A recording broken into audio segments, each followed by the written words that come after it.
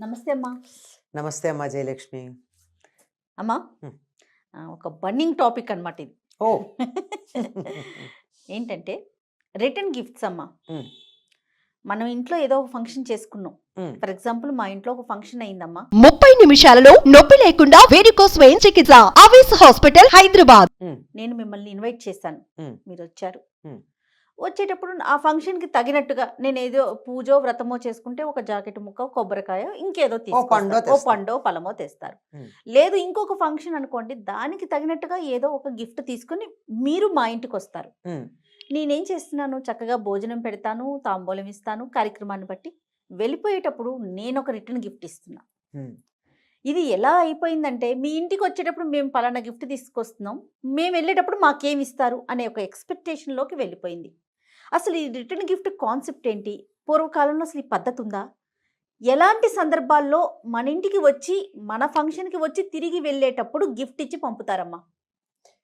అమ్మా, అసలు ఈ ఇచ్చిపుచ్చుకోవటాలన్నది చాలా ఎక్కువైపోయి చికాకు కలుగుతోందమ్మా.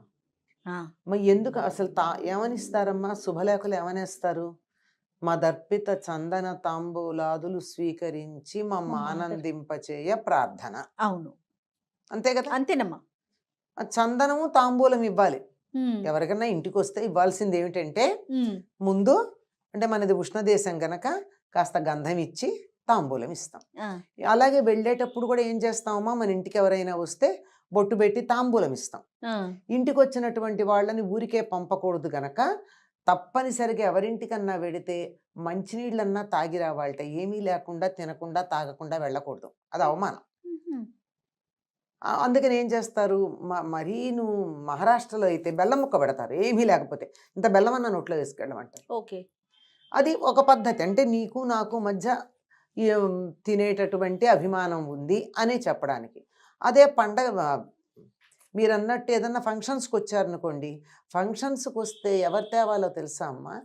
పెద్దవాళ్ళు తేవాలి బట్టలు. ఉమ్, ఉమ్, మీకన్నా పెద్దవాళ్ళు ఆశీర్వచనం సమయంలో మీకు బట్టలు పెడతారు, వచ్చి మాకు బట్టలు పెట్టి ఆశీర్వదిస్తారు. ఆశీర్వదిస్తారు. బాగుంది. అలాగే పీటల మీద కూర్చునేటటువంటి వాళ్ళు వ్రతాలు పూజలు మొదలైనవి చేసేటప్పుడు వాళ్ళు ఏం చేస్తారంటే పెద్దలకి బట్టలు పెట్టి కూర్చుంటారు. ఆ, ఇంతే పెద్దలకి బట్టలు పెట్టాలి. పెట్టాలి. ఆహా. పెట్టి వాళ్ళకి నమస్కారం చేసి, అంటే ఏమిటి అర్థం? వాళ్ళ అనుమతి తీసుకుంటున్నారు. ఓకే. ఏ పూజ చేసినా ఏ వ్రతం చేసినా ఇంట్లో పెద్దల అనుమతి తీసుకుని చెయ్యాలి, కానీ నా సొంతంగా చేస్తాను నీ ఇష్టం ఏమిటని చేయకూడదమ్మా. మనకి ఎటువంటి కార్యమైనా. ఎటువంటి కార్యమైన, అమ్మా. ఎందుకంటే వాళ్ళ ఆశీస్సులు ఆమోదం ఉంటే అది వెనుబలంగా ఉంటుంది.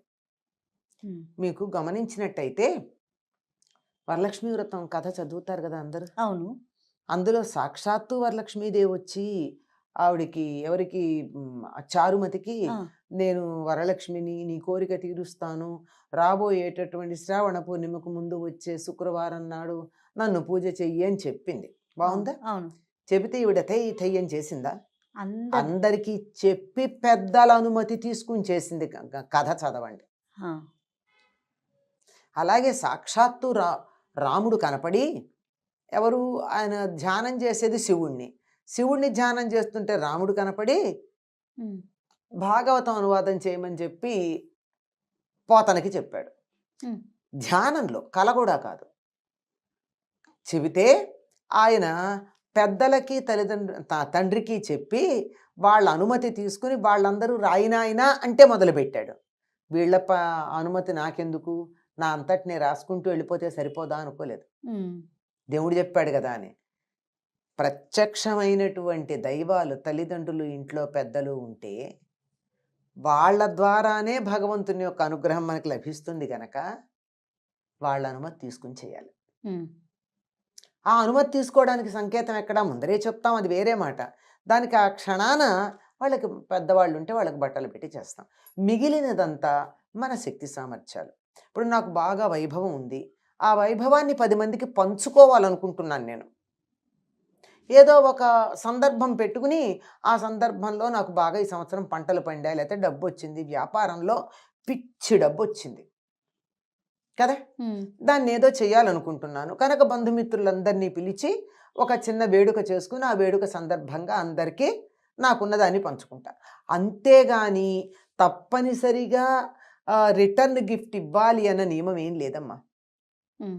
ఇవ్వవలసిందల్లా తాంబూలం, పండు తాంబూలం. బహుశా ఈ రోజుల్లో జరిగే ఫంక్షన్స్ ని మీరు చూస్తూనే ఉండుంటారు. ఆ, ప్రతి ఫంక్షన్ కి ఉమ్, ఒక ఒక అంటే ఒక పుట్టినరోజు మొదలమ్మా, ఆ, ఒక ఇల్లు ఒక కట్టుకోవడం మొదలు, కాదమ్మా, బారసాలకెడితే, ఉయ్యాల్లో వేస్తే అసలు ఈ రిటర్న్ గిఫ్ట్ కాన్సెప్ట్ చూస్తుంటేనే ఏంటి అసలు ఎటుపోతుంది? ఒకరిని చూసి ఒకరిని చూసి వాళ్ళు పలానాది ఇచ్చారు, మనం ఇంకొకటి ఇవ్వాలి. భోజనాలు పెట్టడం వరకు అంటే మన ఇంటికి ఇన్వైట్ చేసాం, వేడుక ఓకే. ఈ రిటర్న్ గిఫ్ట్ ఎందుకు వచ్చిందో అర్థం కాని పరిస్థితి అనిపిస్తుంది అర్థం నాకు. కావట్లేదు. అసలు రిటర్న్ గిఫ్ట్ అన్న పదమే ఇంగ్లీషు, తెలుగు వాళ్ళది కాదు. ఆ, మనకున్న తాంబూలమే. తాంబూలం ఏ ఫంక్షన్ కైనా మనం అంటే తాంబూలం ఇస్తాం. ఇస్తాం, మన పండుతాం. ఒకవేళ ముత్తైదులు అనుకోండి, మన దగ్గర ధనం ఉంటే ఓ జాకెట్ ముక్క ఆ, పెడతాం, లేదంటే ఒక చీర పెడతాం. ఉపయోగపడేవే కదా అవి. అవును. అంతేగాని ఇప్పుడు ఇచ్చేవి ఎందుకు ఉపయోగపడుతున్నాయి? ఏవి కూడా ఉపయోగపడేవి ఎక్కడా కనపట్టలేదు మనకి కదా. అవును. ఇంటి నిండా వస్తువులు ప్లాస్టిక్ డబ్బాలు, ప్లాస్టిక్ వాటర్ బాటిల్స్, ఆ, ఇవే కదమ్మా చూస్తున్నాము. ఇంటి నిండా వస్తువులు పేరుకుపోతున్నాయి. వాడేది లేదు, పెట్టేది లేదు, ఏం చేయాలో తెలియక కొంతకాలం ఉంచి తర్వాత బయటపడి ఫ్యాన్సీ అంటున్నారే, ఆ, ఈ ఫ్యాన్సీ వస్తువులు ఎక్కువ అవుతున్నాయి. అవును. ఇది చెయ్యాల్సినటువంటి పని లేదంటే లేదు. ఉమ్, అంటే ధనం ఉంది, నేను పంచుకోవాలనుకుంటున్నాను ఇచ్చేవాళ్ళు ఉంటే ఉండాలి. కానీ అలా ఆ రకంగా తమకున్నటువంటి సంపదని 10 మందితో పంచుకోవాలని.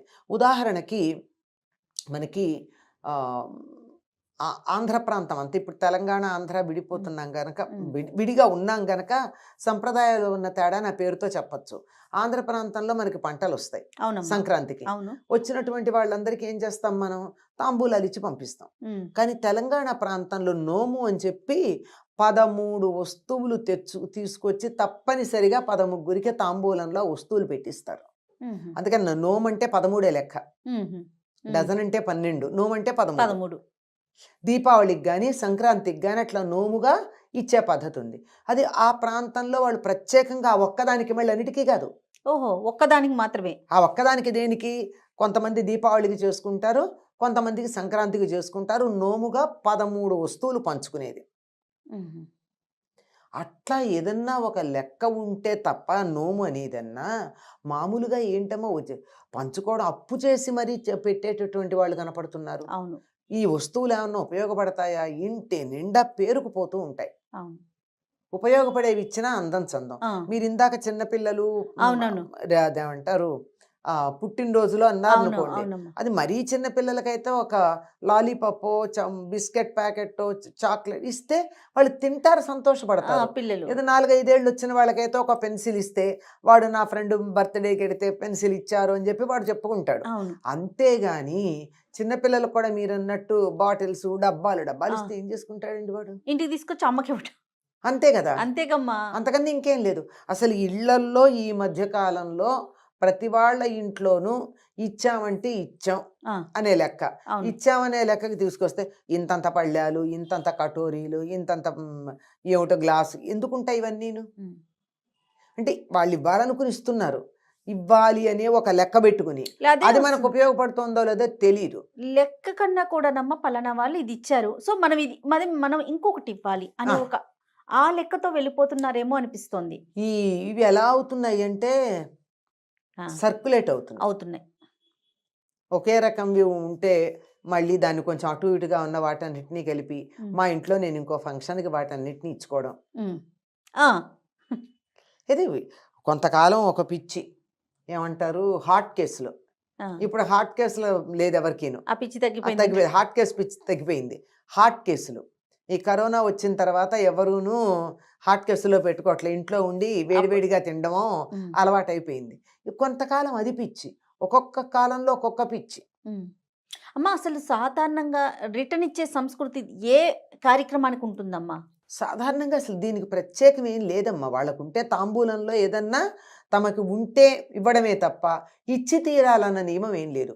పూర్వకాలం రాజులు ఉన్నారమ్మా. ఆ, రాజుల ఇళ్లలో ఏదన్నా ఫంక్షన్ కనుక అయిందనుకో, ప్రజలందరికీ బహుమానాలు ఇచ్చేవాళ్ళు, అవును, వాళ్ళకు ఉంది కనుక ఆయన ప్రభువు కదా. కదా. అలాగో జమీందారు ఉన్నాడు, ఊళ్ళో ఒక బాగా ధనవంతుడు ఉన్నాడు, లేదా ఒక ఆస్తిపరుడు ఉన్నాడు. అట్లాంటి వాళ్ళు తమ దగ్గర ఉంది గనక పంచుకోవడానికి ఇస్తారు తప్ప సామాన్యులు తప్పనిసరిగా ఇవ్వాలన్న నియమం లేదమ్మా. పండు తాంబూలం అంటే తాంబూలం వేసుకుంటారు, పండు తింటారు, అప్పటికప్పుడు చక్కగా ఉపయోగపడతాయి తప్ప వాటిని మళ్ళీ దాచిపెట్టడమో సర్క్యులేషన్కో వెళ్ళదు. తాంబూలం సర్క్యులేషన్కి వెళ్ళదు, అవును పండు సర్క్యులేషన్కి వెళ్ళదు అవును కదా. అవును అది అట్లాంటివే ఉంటాయి. కానీ బట్టలు అనుకోండి, సాధారణంగా ఇప్పట్లాగా పిచ్చి పిచ్చిగా బట్టల కోసం పెద్ద ఇల్లు కట్టుకునేటటువంటి కల్చర్ పూర్వం లేదు. అవునవును అప్పుడు సందర్భానుసారం మాత్రమే కొనుక్కునేవారేమో బహుశా, అంతేనమ్మా? అంతేనమ్మా, సందర్భానుసారంగా పైగా పండగ అంటే బట్ట కొనాలమ్మా. అంతే. అది సంక్రాంతికి, ఉగాదికి, పుట్టినరోజుకి 3 జతలు ఉంటాయి ప్రతిసారి తప్పనిసరిగా అందరికీ. ఎట్లాంటి అది కూడా సామాన్యులకి, ఇంకా తక్కువగా ఉన్న ఉన్న వాళ్ళు వరకు అది కూడా అంచేత చక్కగా హాయిగా ఉండేది ఇల్లు కూడా. ఇప్పుడు ఇళ్ళన్నీ ఎలా ఉంటున్నాయంటే బట్టలు తోరణాలు వేలాడుతూ ఉన్నాయి. అవును అవును ఇవన్నీ లేవు ఇప్పుడు. అసలు ఒకళ్ళు ఇచ్చేది ఒకటి మనమే కొనుక్కుంటున్నాం. అసలు తర్వాత ఇచ్చేవి మన టేస్ట్కి సరిపోకపోతే ఏం చేయాలో తెలియటల్లా.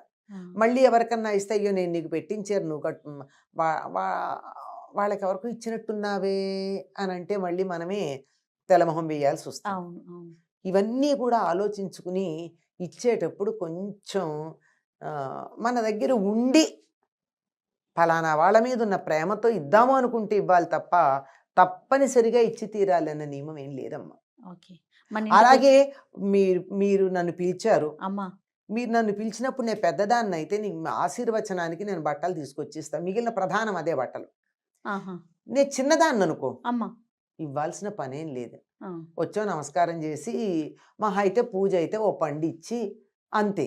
అంతేగాని ఆశీర్వచనంలో బట్టలు పెట్టేది పెద్దవాళ్ళు మాత్రమే. ఓ, ఇది తెలియక ఏమిటో ఇవ్వడం పుచ్చుకోవడం, ఇస్తున్నమ్మా వాయనం పుచ్చుకుంటున్నమ్మా వాయనం, ఇస్తున్నమ్మా వాయనం పుచ్చుకుంటున్నమ్మా అక్కడ వాయనం. జరిగే కార్యక్రమాల కన్నా కూడా ఈ ఇచ్చి పుచ్చుకునే ధోరణి పుచ్చుకోవటాల అనేది ధోరణి చాలా చాలా వ్యాపార ఎక్కువైపోయింది. ధోరణి ఎప్పుడైతే మనుషులకు మనస్సుల్లో వచ్చిందో, అమ్మా బహుమానాలు కూడా వ్యాపార దృష్టి. ఇంకా కొంతమంది అయితే ఒకళ్ళు పెళ్ళిళ్ళల్లో వాటిల్లో పుస్తకం పెట్టు కూర్చొని రాస్తారు, ఫలానా వాళ్ళు ఫలాంది ఇచ్చారని. ఇది మరీ భయంకరమైనటువంటి ఇదివరకు రోజులు అదే కదమ్మా ఉండేది. ఇదివరకు రోజుల్లో ఉండేది కదా, నాకు గుర్తు, నాకు తెలుసు, నాకు తెలుసు, అదే నాకు కూడా తెలుసు చాలా అన్నమాట. ఆశ్చర్యపోతూ ఉండేవాళ్ళం. పలానా వాళ్ళు ఇంత ఇచ్చారు అని. ఆ, ఎందుకు అంటే రేపటి రోజున మేము వెళ్ళినప్పుడు వాళ్ళకి ఇవ్వాలి కదా. అట్లా అట్లా ఎందుకు అవుతారు? రాజుగారు ఇప్పుడు రాజుగారు మనకి ఏదో పెద్ద వెండి వస్తువు ఇచ్చారు, నా జన్మలో నేను వెండి వస్తువు కొనుక్కోలేను అనుకో, నేను ఇంకోళ్ళు పిలిస్తే మరి వెండి వస్తువు ఎక్కడిస్తాను? అది మన స్థాయి, వాళ్ళ స్థాయి, తర్వాత ఈ రెండింటికి మధ్య సమన్వయము, వాళ్ళ అభిరుచులు రుచులు కూడా. ఉమ్. వీటిని కూడా మనం పరిగణలోకి తీసుకోవాలి. అవును, చాలా ఎన్ని ఉండాలి. బహుమానాలు ఇవ్వడం అనేది అంత ఈజీ విషయం కాదమ్మా. అలా మార్కెట్కి వెళ్ళి ఇవ్వలేం. ఒక్కొక్కళ్ళకి ఇవ్వాలి అంటే 100 ఆలోచించి ఇవ్వాలి. నీకు నేను చీర పెట్టాలనుకో, నీకు నచ్చే రంగు పెట్టాలి, నువ్వు కట్టుకునేటట్టు పెట్టాలి.